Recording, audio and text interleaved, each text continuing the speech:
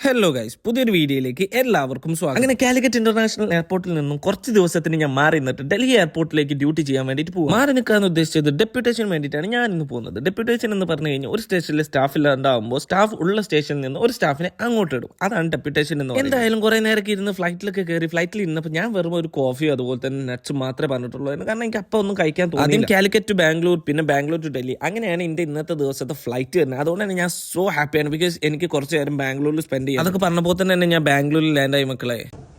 So cold guys over here in Bangalore.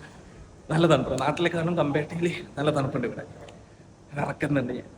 ഡൽഹിയുടെ അവസ്ഥ എന്താണെന്ന് എനിക്കറിയില്ല.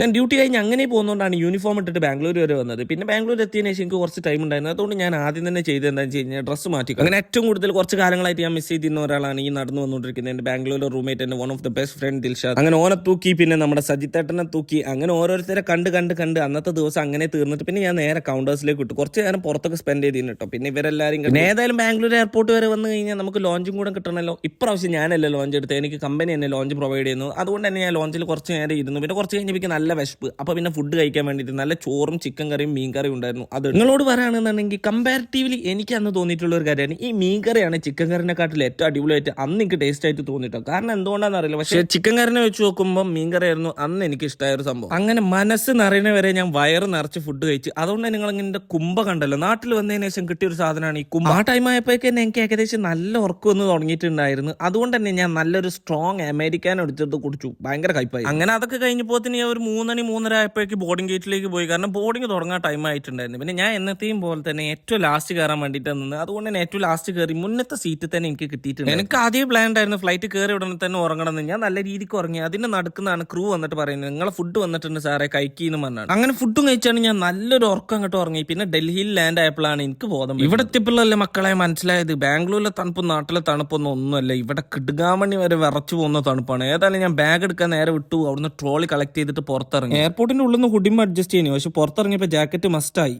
ഇനിയിപ്പോൾ ഹോട്ടലിലേക്ക് പോയിക്കൊണ്ടിരിക്കുകയാണ്. അപ്പോൾ ഇത്രയൊക്കെയുള്ള ഇന്നത്തെ ഒരു കുഞ്ഞു വീഡിയോയിൽ. Hope you guys enjoyed it. അടുത്തൊരു നല്ലൊരു വീഡിയോ ആയിട്ട് എത്തുന്നവരേക്കും ഇറ്റ്സ് മീ വാച്ച സൈനിങ്.